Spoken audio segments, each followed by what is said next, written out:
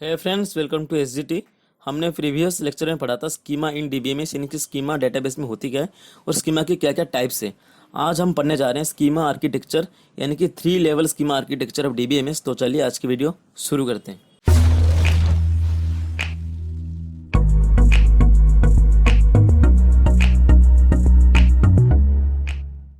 तो चलिए देख लेते हैं स्कीमा आर्किटेक्चर होती क्या है, यानी कि जो 3 लेवल स्कीमा आर्किटेक्चर है वो होती क्या है। उससे पहले जान लेते हैं जो भी हमने प्रीवियस लेक्चर में पढ़ा था उसको थोड़ी बहुत रिवाइज कर लेते हैं, यानी कि स्कीमा के बारे में थोड़ी बहुत रिवाइज कर लेते हैं ताकि आपको जो पूरी क्लैरिटी है स्कीमा के बारे में वो आसानी से समझ आ जाए और आज की लेक्चर और जो प्रीवियस लेक्चर उसको आप रिलेट कर पाओ।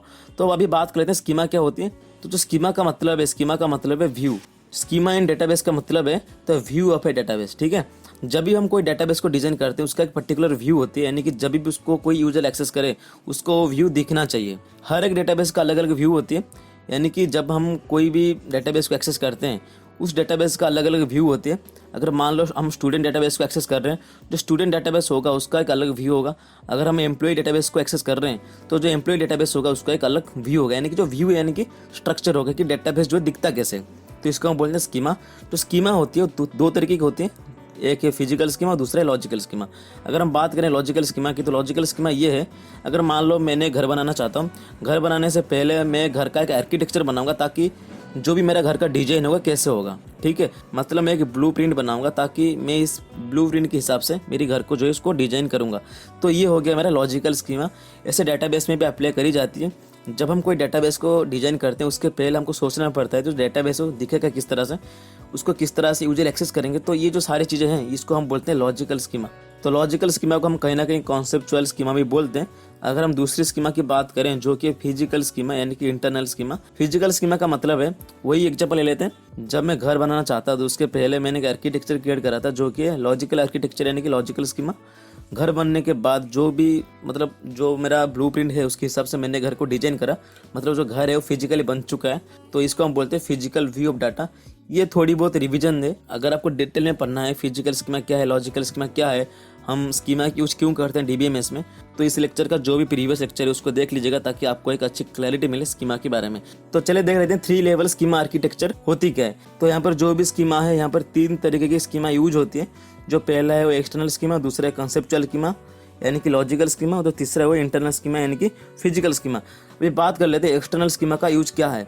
एक्सटर्नल स्कीमा बेसिकली यूज होती है यूजर इंटरेक्शन के लिए, यानी कि जब भी कोई यूजर चाहे डेटाबेस को एक्सेस करने के लिए तो सिंपल वो आएगा एक्सटर्नल लेवल तक ताकि वो डेटाबेस को एक्सेस कर पाए। तो बेसिकली ये जो एक्सटर्नल लेवल है यूज होता है यूजर इंटरेक्शन के लिए ताकि यहाँ पर जो यूजर है उसको एक्सेस कर पाए। तो ठीक है, तो ये बेसिकली यूज होता है external level and user interaction के लिए। तो यहाँ पर जो एक्सटर्नल लेवल है ये बेसिकली यूज होती है यूजर इंटरेक्शन के लिए, यानी कि जो एंड यूजर है अगर चाहे डेटाबेस को एक्सेस करने के लिए तो सिंपल एक्सटर्नल स्कीमा की मदद से या एक्सटर्नल लेवल की मदद से उसको एक्सेस कर पाएगा।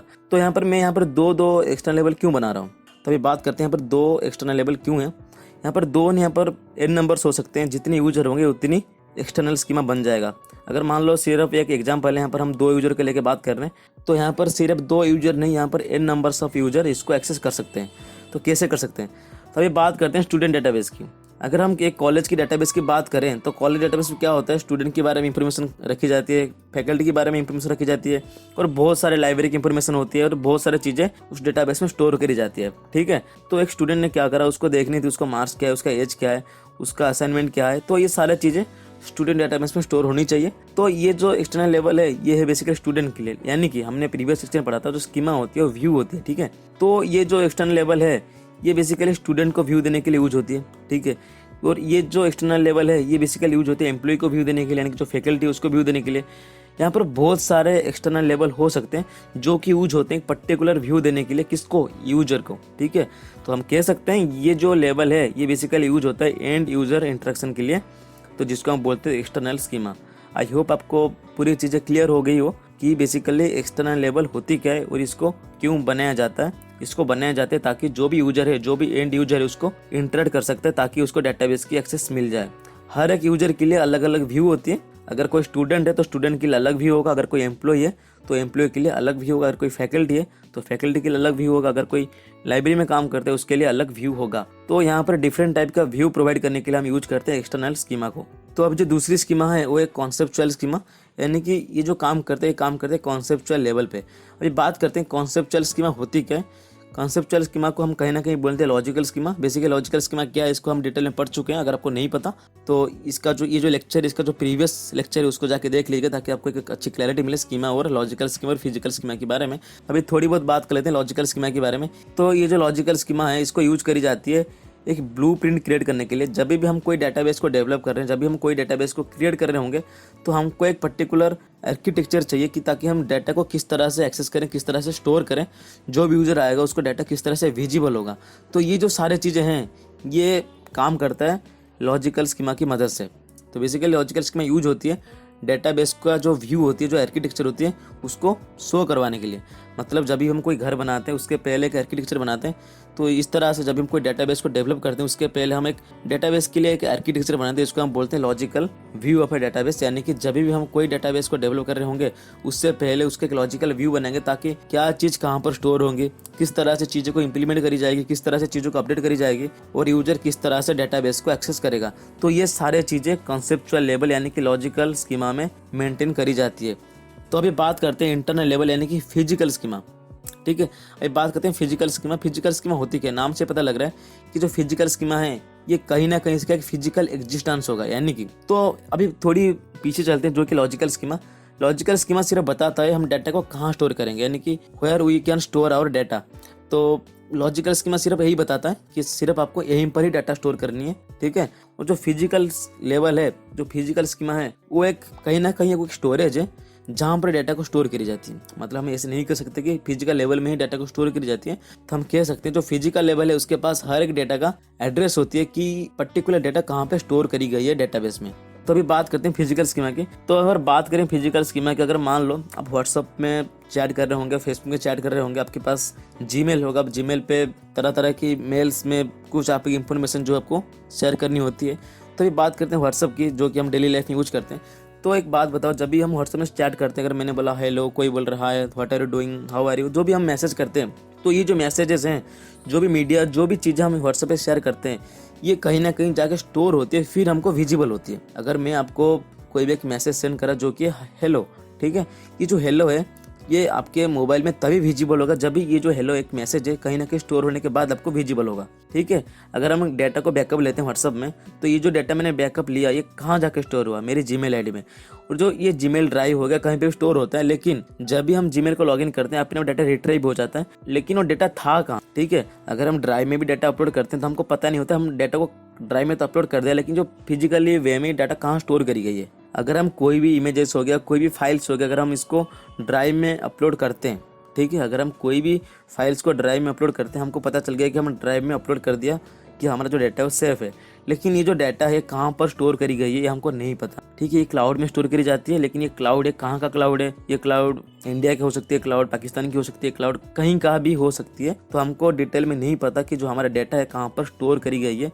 तो ये जो डाटा को मैनेज करनी होती है कि कहाँ पर स्टोर करी गई है, उसका एड्रेस जो है वो होती है फिजिकल स्कीमा के पास। तो सिंपल है, तो मैं फिर से बता दूं एक एग्जांपल की मदद से। जब भी हम व्हाट्सअप में कोई भी एक मैसेज में कोई बातचीत करते हैं, अगर मैं कुछ मैसेज सेंड कर रहा हूँ, कोई फाइल सेंड कर रहा हूँ, तो ये जो मैसेज है, कोई जो फाइल है कहाँ पर जाके स्टोर होती है हमको नहीं पता, लेकिन ये पता होता है सिर्फ फिजिकल स्कीमा को। क्योंकि तो ये जो डेटाबेस दिखती है, इन डेटाबेस के अंदर जो भी सारे डाटा को स्टोर करी गई है, ये हर डाटा का जो एड्रेस होती है वो फिजिकल स्कीमा के पास होती है। ठीक है, तो ये था 3 लेवल आर्किटेक्चर ऑफ डीबीएमएस। इसको एक बार और रिवाइज कर लेते हैं। तो अगर बात करें एक्सटर्नल लेवल का, तो ये बेसिकली यूज होते हैं एंड यूजर इंटरेक्शन के लिए। यहाँ पर जितने भी यूजर आएंगे उन हर एक यूजर के लिए अलग अलग व्यू प्रोवाइड कर दी जाएगी। तो ये था एक्सटर्नल लेवल। अभी बात करते हैं कॉन्सेप्चुअल स्कीमा यानी कि लॉजिकल स्कीमा। तो लॉजिकल स्कीमा एक आर्किटेक्चर, एक ब्लूप्रिंट है जो कि बताता है हम डाटा को कहाँ पर स्टोर करेंगे, कैसे स्टोर करेंगे और डाटा को कैसे एक्सेस करेंगे। ये जो सारी चीज़ें हैं ये एक ब्लूप्रिंट के हिसाब से यहाँ पर स्टोर करी जाती है ताकि यूजर को आसानी हो डाटा को एक्सेस करने में। तो ये बेसिकली था लॉजिकल स्कीमा या कॉन्सेप्चुअल स्कीमा। अभी बात करते हैं इंटरनल स्कीमा यानी कि फिजिकल स्कीमा। तो इसका काम क्या होता है? इसका बेसिकली काम ये है कि जितने भी डाटा डेटाबेस में स्टोर होते हैं उन हर एक डाटा की जो एड्रेस होती है वो फिजिकल स्कीमा के पास होती है। तो ये मदद करता है जब हम डेटाबेस में डाटा को एक्सेस करते हैं। अगर मेरे को डाटा चाहिए तो ये आता है फिजिकल स्कीमा के पास, उसको पूछता है भाई ये डाटा मेरे को चाहिए, उसका एड्रेस बता दो ताकि मैं ढूंढ लूँ। तो ये एड्रेस बता देता है, वो डाटा को हम आसानी से एक्सेस कर पाते हैं। तो ये था detail lecture of 3 level schema architecture of DBMS. तो अभी बात करते हैं इसको हम 3 लेवल स्कीमा आर्किटेक्चर क्यों बोलते हैं।